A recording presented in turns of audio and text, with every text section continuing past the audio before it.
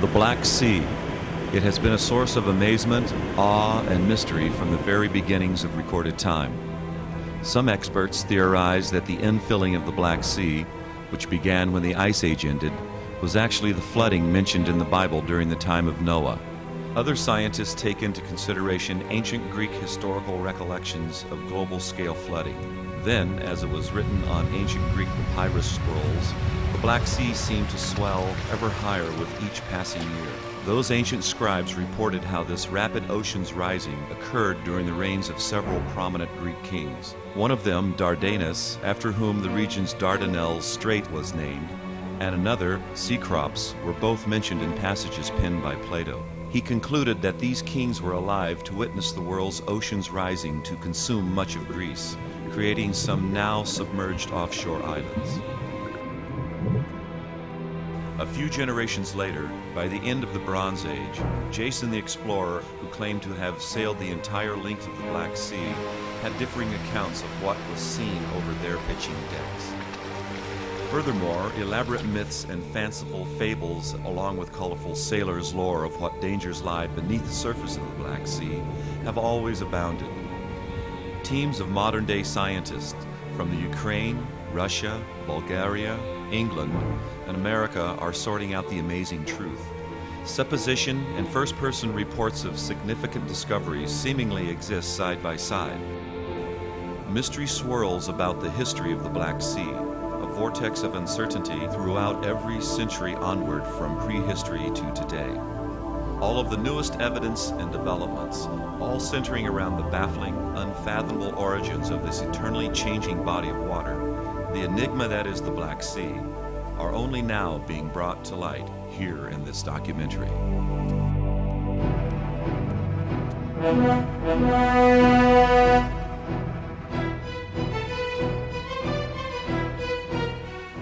Scientists have tried, through the years, to determine the actual origin of the Black Sea.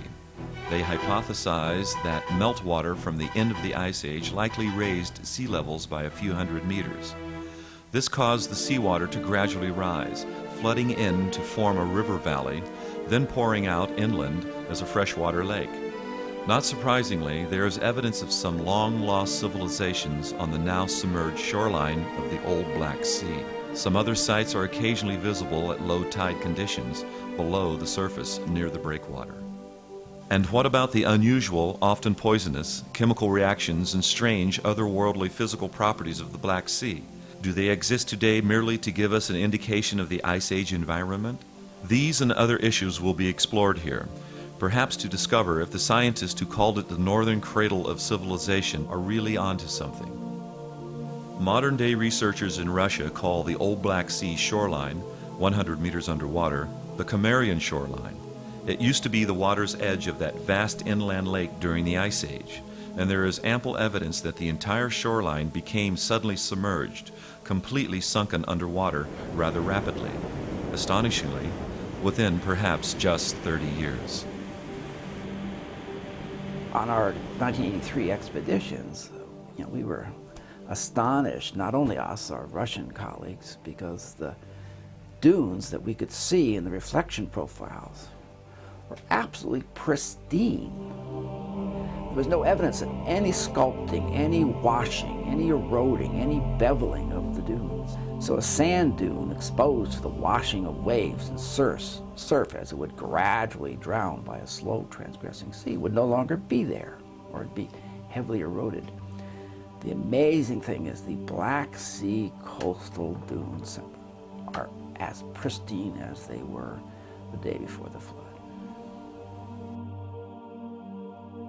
The paleo shoreline of the old Black Sea, which averages about 100 meters deep, is pristine. It was covered rapidly because the berms of beach sand dunes, the paleo river valleys, the estuaries at the mouths of the paleo river valleys, 100 meters deep in the Black Sea were covered over rapidly with muds and sands, so there was no erosion gradually as the Black Sea slowly filled. It filled relatively rapidly within a matter of decades, and many scientists are coming around to seeing this scenario probably among them is William Ryan at Columbia, who hypothesized a filling within only a few years. But according to my research, it's looking more like it infilled within 2, 3, 4 decades.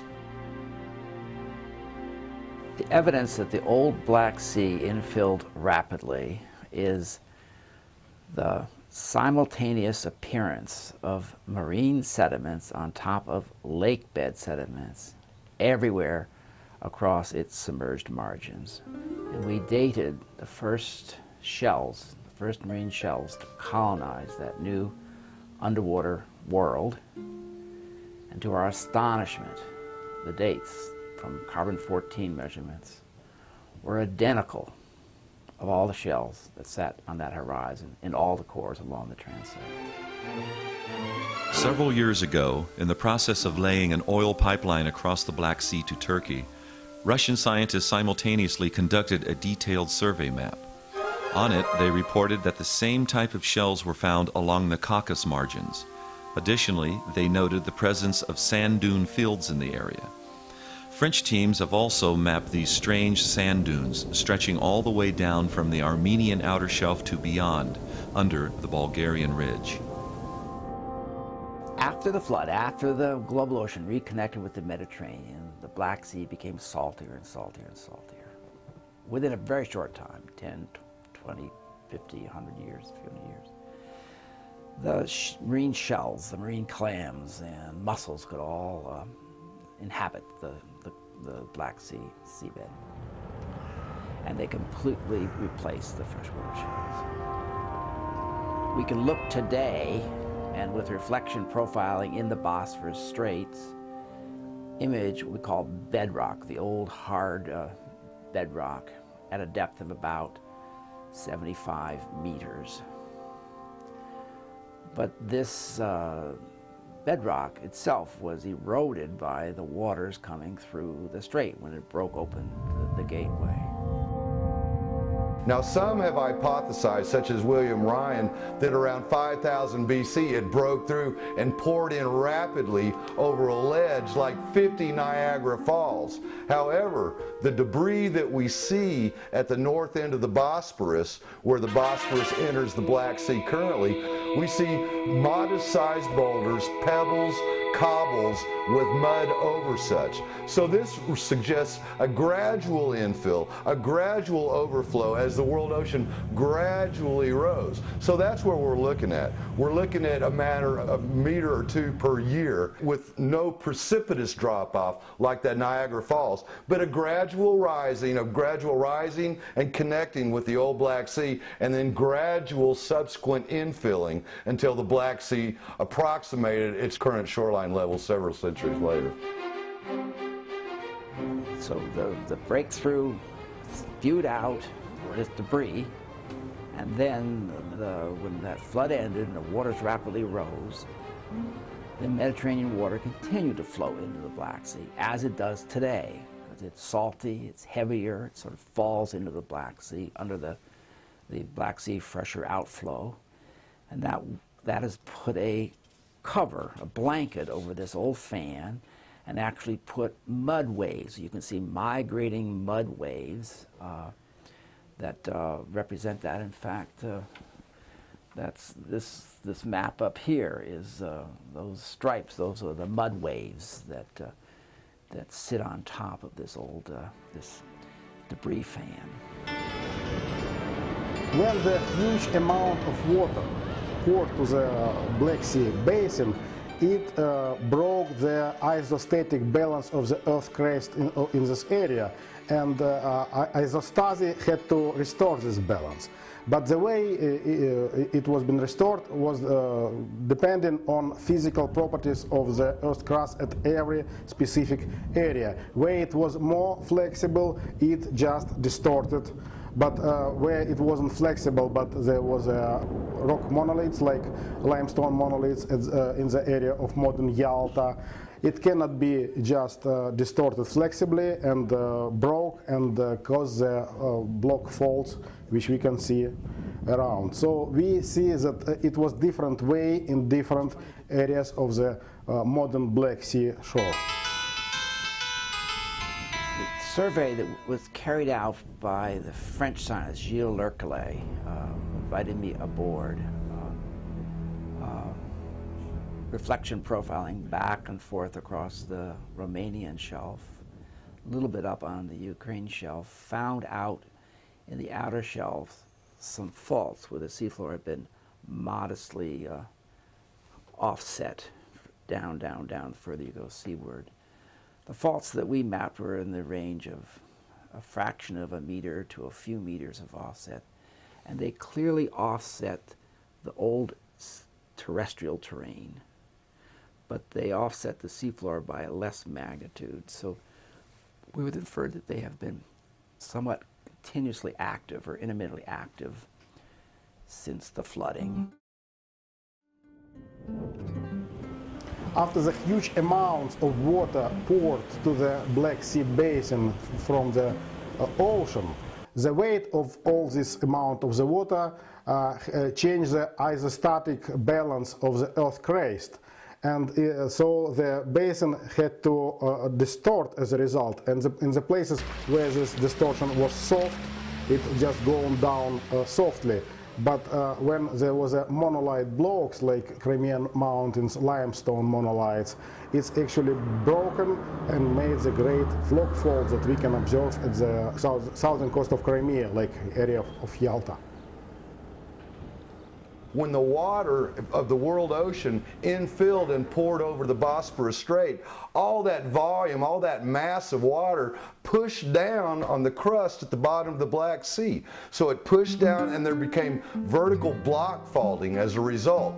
And this is because the great weight, when the world ocean water poured through the Bosporus, the world ocean rose, it eventually poured into the Black Sea region, increasing its depth rapidly, and this mass pushed down on the crust of the earth and caused this vertical faulting, like stair steps down. And it happened to a greater degree in the southeast area of the Black Sea and to a lesser degree in the north and northwest sectors.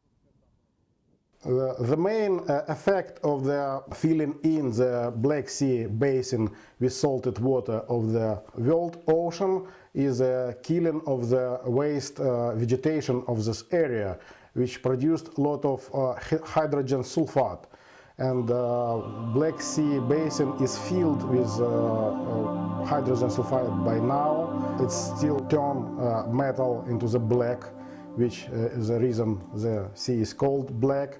And from time to time, especially during the earthquakes, some amounts of hydrogen sulfide comes to the surface and inflammates, and we see the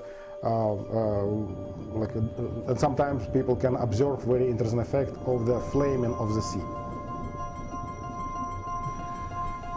We surveyed across one of these faults that offsets the seafloor, and there was evidence of little gas bubbles coming up out of the fault scarp.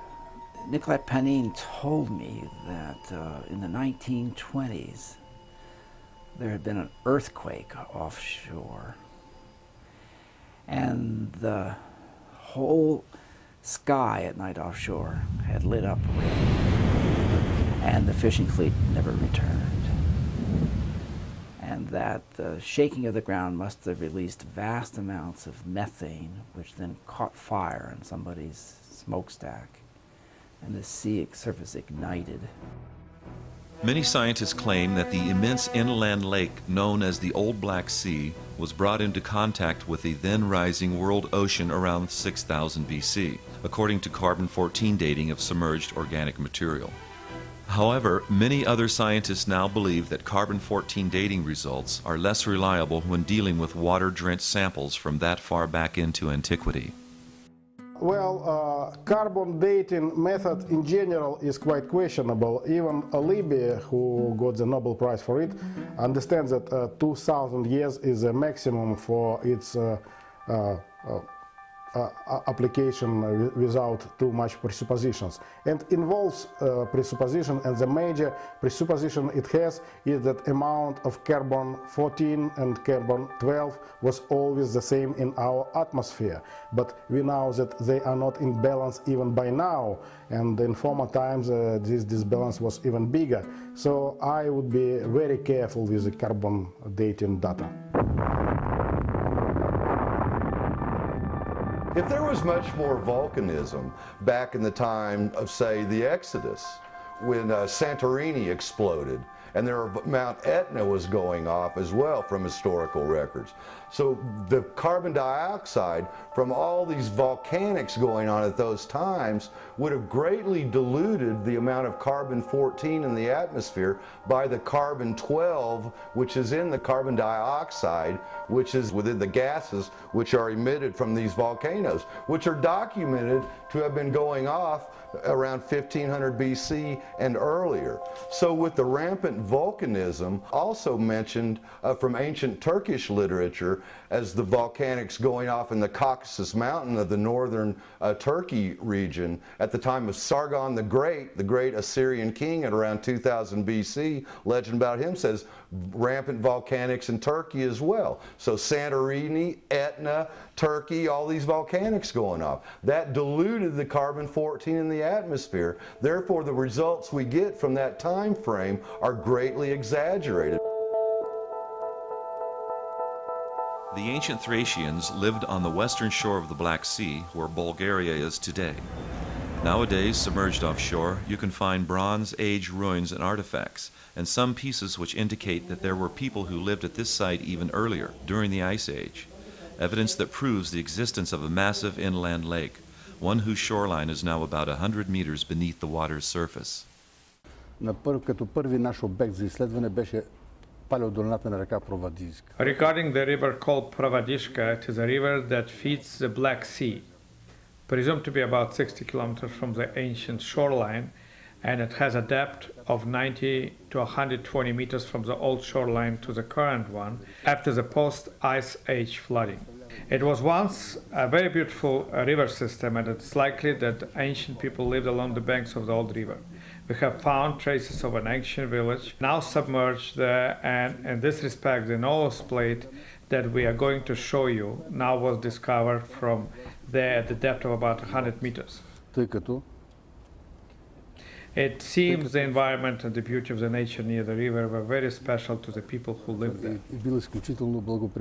The Paleo River Delta at the mouth of the Provodskaya River in Bulgaria is at 90 meters of water, about 40 kilometers offshore, at the old Paleo shoreline of the old Black Sea, when the old Black Sea was a freshwater lake, the outflow of which went down where the Bosporus is now. It was a river that went down to the Aegean Sea, which was lower during the Ice Age. So the sea level rose, it poured into the Black Sea eventually, and covered up these river deltas, which are now averaging around 100 meters deep. And this Provodskaya River Valley, where relics, ancient Thracian relics, have been discovered, is in pristine condition, once again demonstrating that the Black Sea overflow was relatively rapid. The plate of Noah has been discovered during one expedition back in 1985 on July 16. We had been searching for ancient villages in the area near the old pre-flood shores of the old Black Sea. Some of these ancient villages had been discovered, such as the one called Necropole, and the place where the Noah's plate artifact had been found. It has been extracted and excavated using a mechanical hand tool from the Russian submarine Argus. And because it was found in the Black Sea area, where the flood of Genesis was presumed to have occurred, the plate was given the name Noah's plate.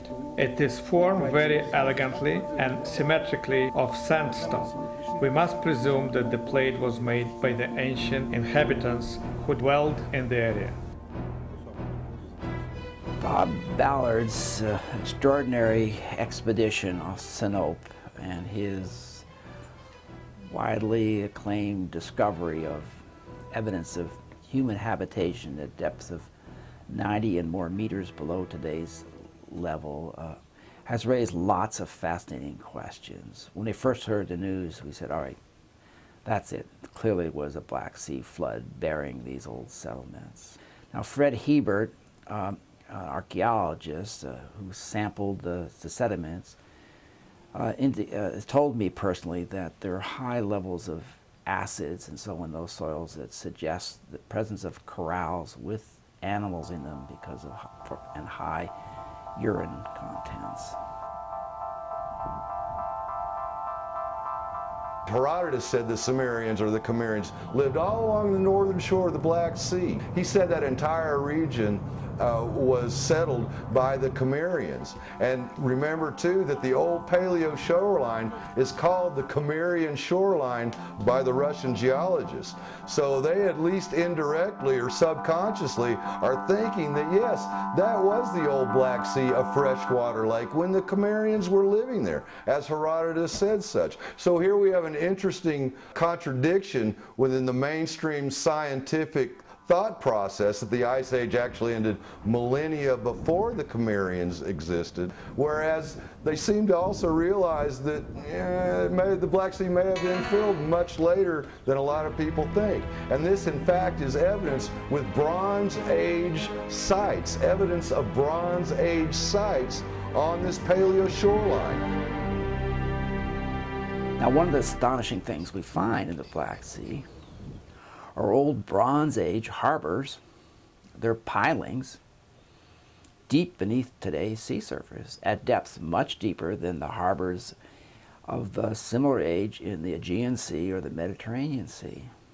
And this has been a puzzle. It is very hard to speak about submerged ruins here at the shore of Crimea, first of all because of a huge block fault which should destroy most of the ancient shoreline. And most of settlements we know now at the shoreline, which are submerged, belong to 4th century BC only. So the ancient Sumerian sites should be on the much bigger depth. And if I would be an archaeologist, I would study the Herodotus description of the area and follow the beds and river deltas. Because during the raising of the water in the sea, people had to step back, move back by the river deltas, and most of modern towns and ancient cities are at the river mouths, so the most ancient ones that are submerged now should be at the ancient river mouth.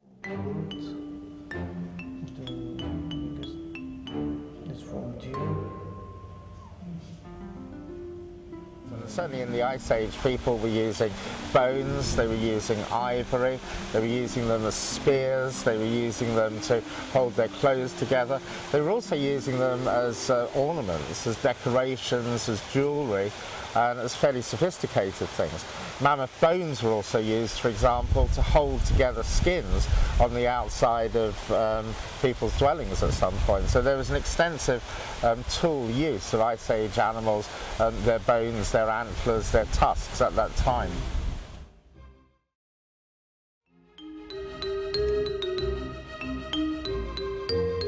And in Crimea, it was a really big diversity of fauna, but mainly it was the fauna of the steppe forest steppe character. So it is Equus gidrontinus, small horses, Saigata tarica, small antelope, and as well as mammoths. And sometimes we have the animals which migrated from the northern territories. The main species was also horses, but another type of horses, Equus latipus. This horses was adopted for the soft and humid, soft surfaces and humid places. And mammoth was one of the main hunted species in the northern part of the Eastern Europe. They only collected the bones of mammoths to produce their fireplaces. The mastodons, another Ice Age animal, which ostensibly should have gone extinct, also when the Ice Age ostensibly ended at 10,000 BC, they are known to have existed up until 2000 BC. So this suggests that, in fact, the Ice Age and the Ice Age conditions were ongoing on up and into the Bronze Age. There's no getting around this. We have animal tools, bones from Bronze Age people of mammoths. Mammoth bones were used to build fireplaces, to make tools that Bronze Age people used. So the Ice Age, in fact, ended much later than is popularly advertised.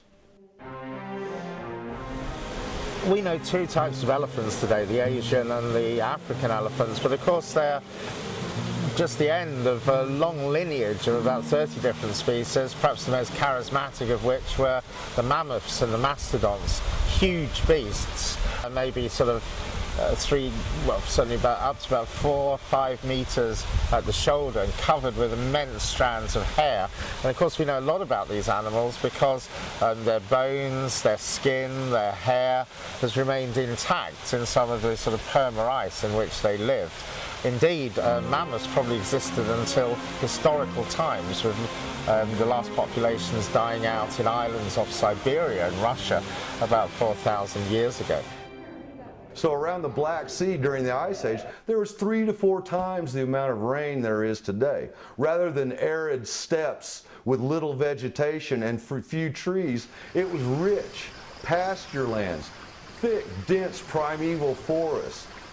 Rainfall 50 inches a year rather than 10 inches a year, or 100 centimeters per year. 4 times what they have today. So it's a completely different world. The rivers were twice as wide as they are today in the Black Sea region. Huge amounts of rainfall. So it's a completely different world at that time with completely different flora and fauna. Of course, there were lots of predators around, from predators we know today like Arctic fox and wolves to animals who have modern relations, but these guys were bigger. Cave bear, cave lions, for example, possibly about the size of a modern horse at the shoulder. A very, very sort of stocky animal that could take down the huge giant deer or the aurochs, the wild cattle. Cave hyena as well existed. And many of these things were hunted out by people, but possibly their populations became smaller first as a result of climate change. Cave lions persisted until about 2,000 years ago in places like Kazakhstan, in Central Asia, for example. During the Ice Age in the northern Europe, climate here was much more mild, it was cool, it was twice as much of precipitation than we have now, with a lot of snows during the winter and not a lot of rains during the summer. And definitely the flora and fauna of the region was completely different, which we know from the archaeological data. So they were the forest hunters.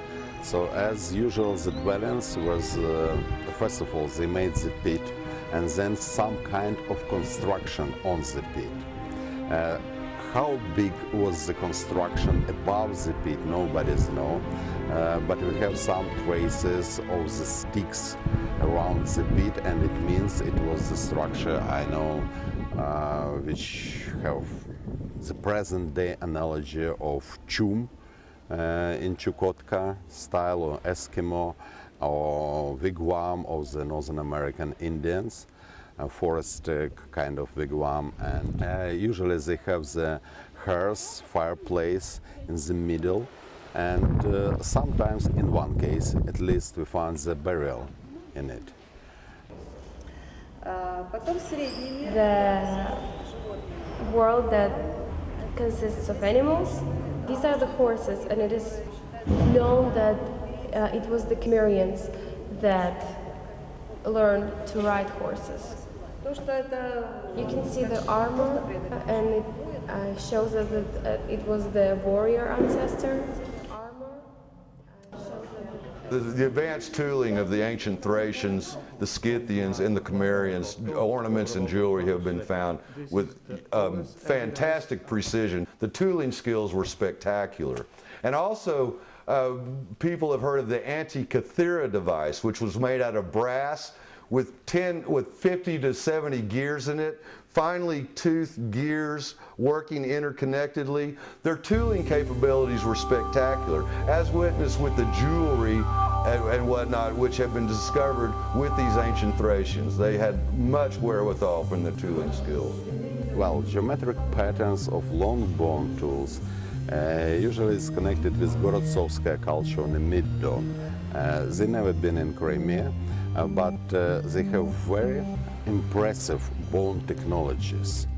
Some of them was made from mammoth bone, long bones, and looks like the shovels. Another was the pendants made from a different kind of bones of birds, as well as the pendants made from mammoth ivory. Geometric patterns are usual for that time. It's rounded with a hole in it. That's all.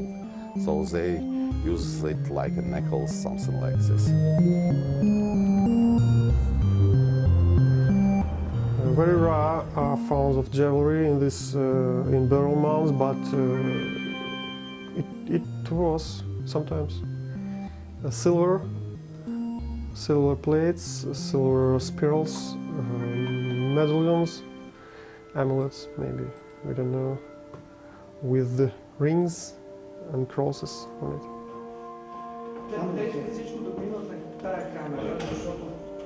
Pottery is the only one reliable way of age dating.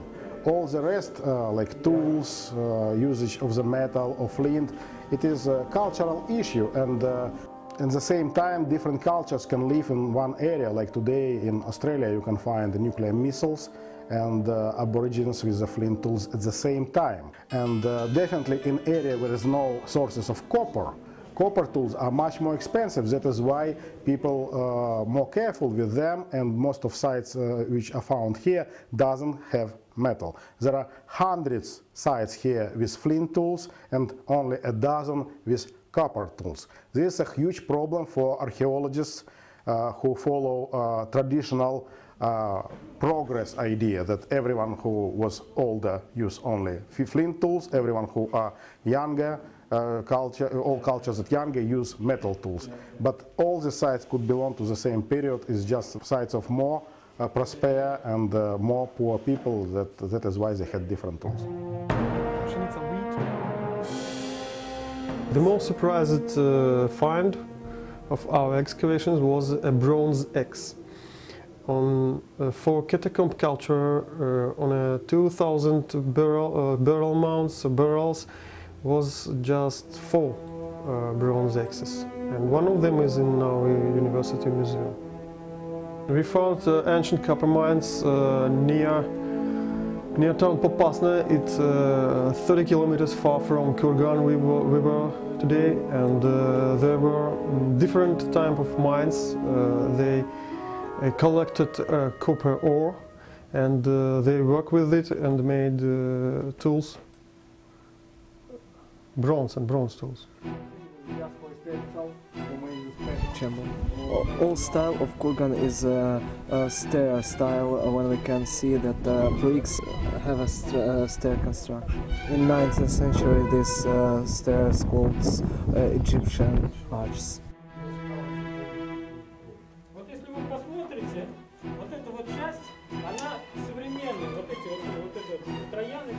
These burial shrines, known as kurgans, are thought by many to have been built during the Bronze Age. This is the time when the Cimmerians were assembling fortifications with these types of megalithic blocks.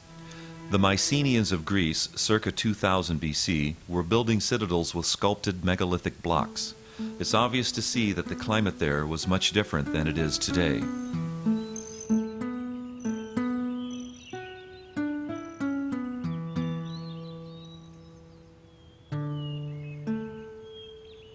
Yes, it's interesting in Argonautica, the story about Jason and the Argonauts. When Jason and the Argonauts sailed up through the Dardanelles and the Bosporus, they mentioned the Bithynians, or the people of Bithynia. And Bithynia was one of the 10 or 12 most ancient tribes of the Thracians. And the Thracians' namesake is Tyros. A fellow named Tyros, and that became the name Thracian. There were 10 tribes under them. Bithynia was one of them. They lived in the area of Troy. Now Dori is another tribe of the Thracians. Now, we've all heard of the Dorians, the Dorian invasion, the Greek Dorians who invaded from the north and took over the Peloponnesus around 2000 BC. These, in reality, were Thracians, the people of Dori, which was a southern province of the Thracian kingdom. So the Dorian Greeks, in reality, were Thracians, the offspring of this man named Tyros. In this hall are shown the artifacts from the early Bronze Age settlements from the area of the Varna and Yugoslav lakes. There are vessels from clay, stone artifacts, and these are stone tools. And these pieces from wood are from the housing structure of these submerged early Bronze Age settlements. Have a very similar culture with Eastern Mediterranean cultures. For example, Minoans in Anatolia and Phoenician coast. It's in Near East, you know. These pottery vessels are very interesting. They are typical Thracians from the eastern part of the Balkan Peninsula, and they are similar to the clay pottery with eastern part of the Mediterranean, and they are chronologically very close to the Troja. Значи, говорейки за тракийската култура, която е унаследила черноморската култура. Considering the Thracian culture allegedly inherited Black Sea culture, we can then assume that the ancient were navigators, primarily because of the direct evidence we found, such as one-piece wooden boats. Also, sailing vessels were depicted by using drawings on rocks. One of them was a ship complete with mast and sails. Искам да кажа, че Thracians have been assumed to be the originators of many cultures. Before we start talking about the links between the ancient Thracians and ancient Egyptians, we must point out the links with the Phoenicians. The well-known regions of Troy has ties to the Thracians too. It would be almost impossible for them not to have been linked with the early Egyptians by ancient ocean navigators. For instance, the main suppliers of wheat to the ancient Greeks were Thracians. True, the cultural heritage of the ancient Thracian people is very interesting because they were merchants, suppliers, and traders with people in other parts of the world by their navigation. They did trade with Aegean Sea villages such as Troy. Up to now we have found two single-piece wood boats dated 15th-16th century BC. It speaks for well-developed sailing and maritime skills as far back as 3,500 years ago and must have originated well before that time.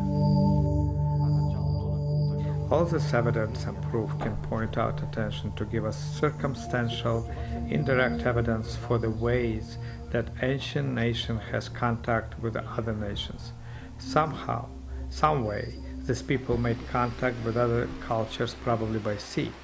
Here's a point in time where we can say that this ancient civilization were sailors, just like the Greeks were. Because of similarities of most ancient necropolis ruins at the site of Durankulak, we can assume the following: that the houses were built with stone foundation and that the upper part was made of wood. The way of thinking about the daily life of Dobrich is shown in the museum exhibit there. The way it's finished proves that there was a very high level of cultural advancement. The houses that were made by ancient people clearly indicates that they had free time at their disposal. They were also raising and cultivating plants and animals. Домашно скотовъдство и домашно земеделие. Не приемам думата руини. I personally do not like the word ruins. These are not ruins. They are actually artifacts treasurers, traces and evidence left by one of the oldest cultures that ever existed in Europe. Artifacts have been found in the bigger island in the Durankulak Lake. There are 6 villages situated on the plot of land on the top of the island, one tiered over the other. This location is unique for Europe, in and of itself too. Every single house is extended on the large plot of 170 square meters. Each house was built using stones for the house foundation. The upper part were made of mud and clay as mortar, using the stripe techniques well known and well represented in India and China. The height of the houses was up to about 3 meters. Each house was divided into 2 rooms. The waterproof roof was made of 2 layers using the wattle and daub technique and sophisticated building material. Късните егейски мегарони.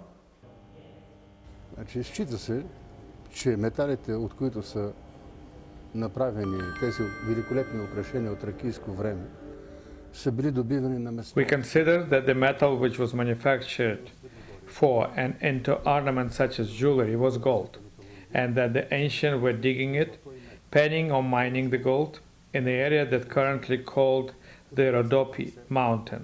At the time, there was numerous evidence showing us that metallurgy was very well developed. The tools were made mostly of copper. Земеделски сечива, сечива за обработка на скали и така нататък. Archaeologists say that they face abrupt decrease of population of this area because they have hundreds of the sites of Stone Age, but only a dozen of the Bronze Age. And they say that there was plenty of people who populated this area in Stone Age, but then they disappear somewhere. My viewpoint is that opposite happened. All the Stone Age settlement was found, established by people who escaped from the flood and populated the steppes of the area before the shoreline stabilized, and they came back and rebuilt their houses. And because there is no copper sources in the area, they had to use stone tools, flint, and if we use dating by the tools, by artifact, we consider them Stone Age, but actually it has nothing to do with the age. The Phoenicians were presumed to have come from the sons of Sidon, who was the namesake for the ancient now submerged port city off the coast of Lebanon. In addition, the Thracians were also presumed to have come from Tyrus, a son of Japheth. Ancient historians even link the Ashkenaya region of the Ukraine with Ashkenaz, who was also a son of Japheth. The Cimmerians are linked with Gomer, another son of Japheth, known to the ancient Persians as Gemara. This seems to represent further evidence that the roots of the ancient people around the Old Black Sea are corroborated by the biblical accounts in Genesis. These earliest tribes of the Black Sea Basin were evidently already living there when the salt water from the then-rising world ocean began to pour in. The Black Sea Basin created rivers outflowing back, such as the Don, Danube, and the Dniester rivers. These rivers surged huge volumes of Ice Age runoff water back into the basin. When the Volga River was flowing as a torrent into the Caspian Sea, many, many times its present discharge, filling the Caspian Sea up to its outlet, which is the Manx Strait. Then that equivalent outflow would have poured into the Black Sea. The Black Sea would have risen to its outlet, and the same amount of outflow, and even perhaps more from the Black Sea rivers, from the Danube rivers draining the ice of the Alps, all would have been poured out of the Black Sea, yes. And so the fact that we see the delta deposit of that river south of the Kerch Strait, and we see its top of the delta, the subaqueous delta, at minus 50 meters, would say that that flood took the Black Sea Lake up to a level of about minus 30 meters. So its outlet at that time was about minus 30 meters. And then decades after this infilling had been occurring, another temporary shoreline was established at negative 30 meters. but it is always at negative 30 meters. It doesn't vary from negative 20 to negative 50. So it indicates definitively that all this faulting, all this block faulting, cause these stair-step block faults going down deeper and deeper along the continental shelf, occurred at the end of the Ice Age and before this secondary shoreline was formed at negative 30 meters. So all this faulting, all this isostatic readjustment from the weight changes of the displaced water, the water moving in, caused all this faulting, all this catastrophic tectonic activity at the close of the Ice Age.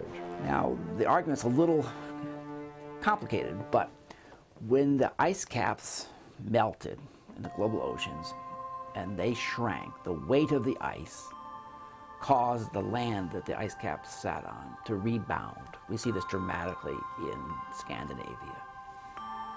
When the water pours in the ocean, the weight of the extra water in the oceans causes the ocean floor to sag, and essentially the plastic mantle deep beneath the crust moves from the areas where the water is added to the areas where the ice is removed. When the flood occurred in the Black Sea, you poured in 100 meters of water. The weight of that water then causes the margins around it to subside. Think about it, with warmer ocean waters at a greater evaporation rate, so you get your dense cloud cover for your snow blitzes in the extreme latitudes and much more rainfall in the middle latitudes. Ancient Egypt, the Old Kingdom Egypt, ancient Sumer, they were all much wetter. Think about it, those people couldn't live there today. They would not set up a grand civilization there in those desert wastelands. It was much rainier there during the Ice Age because of dense cloud cover, because of higher evaporation rates off the ocean, because the oceans were warmer to cause the Ice Age. What causes the ice caps to come and go? We used to think it was caused by the amount of sunlight we call solar insolation that arrives at high latitudes in the northern hemisphere. But just a few years ago, our young students here began to preach an opposite gospel that is actually caused by changes in the equatorial circulations. It's linked to such phenomena as the El Nino and El Nina. And essentially has to do with heat transports from the equator northwards. And so the engine for climate change and the engine for, say, glacial meltdown may no longer be the amount of sunlight that forms at high latitude, but might actually be how the equatorial ocean behaves. And this is fantastic when your students prove your ideas wrong. Now, to end the Ice Age, you know, paradoxically, it does seem strange. The Ice Age ended when the ocean temperatures had cooled enough to where there was less evaporation off of the oceans to cause less cloud cover, so you didn't have the dense cloud cover for the great snow blitz in the north and the much more rainfall in the central latitudes. So there was less cloud cover, so you had hot summers because the cloud cover was gone and the clouds in the summer shield the earth from the sun. So you had hot summers for a rapid snow melt, and the winters became much colder because the cloud cover is an insulator during the winter. Ryan and Pittman publication came late 90s, but Russians was writing about the same things of the forming of Black Sea much earlier, and their publication of 1960s and earlier, and they even relate this event to the Dardanelles flood from Greek mythology. So most of the legends they have is oral traditions that came from previous groups, and mostly through written documents of Greek mythology. And also it related to the names Greeks gave to the sea. So my viewpoint that in the beginning there was a very powerful flow of water from Black Sea to the Aegean Sea, which was hard for the salesmen to go against. But after the Black Sea catastrophe, Ryan and Pittman talk about, the strong counterflow was replaced with a mild flow that helped Aegeans to come to the Black Sea, and it caused the change of the title of the name. The Black Sea is anoxic. Its bottom waters are all poisonous. The interface between its oxygen-rich layer and its poisonous layer today is about 90 meters in the center of the Black Sea. When the anoxic level gets shallow enough that it gets into the level of sunlight, a photosynthetic bacteria appear that produce a purple pigmentation. This purple pigmentation is in the Black Sea cores, which meant that the Black Sea poisonous water was very close to the sea surface and could have been exposed by big storms to poison the surrounding lands at the time of the early Sumerians in Mesopotamia. The fact remains that rainfall residue created poisonous chemical reactions in the Black Sea. These resulted in an unusual, hyperpigmented bacterial incursion in the sea. Salt water from the rapidly rising world ocean came in contact with the brackish water of the old Black Sea inland lake. Additional poisonous deposits were found clinging to the ancient ruins in Upper Mesopotamia. This clearly indicates also that the old Black Sea infilling at the end of the Ice Age was concurrent with the epoch of several ancient civilizations: Mesopotamians, Greeks, Thracians, Scythians, and Cimmerians. Yes, according to the evidence in ancient legends, ancient histories, Sir James Fraser, around 1900, traveled the world collecting ancient legends. And one of the legends, which comes from Samothrace, which is an island just south of the Dardanelles, just south of the Black Sea, the legend says that Samothrace was part of the Greek mainland. But then the sea level began to rise, the people were terrified and began to run to higher ground, and this is when Dardanus, who is the namesake of the Dardanelles, this is when he sailed and his sons, Troas, founded Troy. And this Samothracian legend says that it was at this time that the Aegean Sea connected to the Black Sea. Now Dardanus, according to ancient Greek historians, lived around 1500 BC. He did not live at 8000 BC. So we've got to look hard at a much later end for the Ice Age, in historical times, at the end of the Old Bronze Age. There's a huge climate change across the world. The middle latitudes dried out. The ice packs disappeared. Sea levels rose at the time of Dardanus, which is, according to ancient Greek historians, around 1500 BC.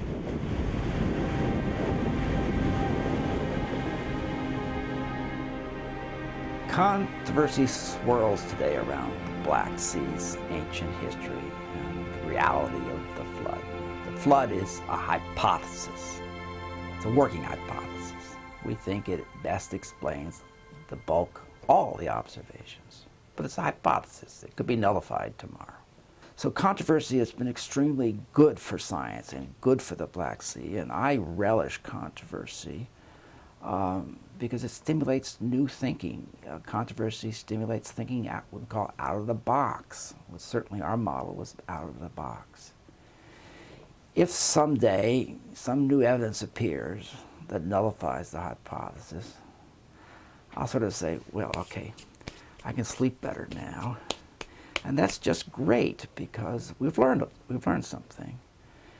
If the flood hypothesis holds up, it gives us an entirely new picture of our European origins.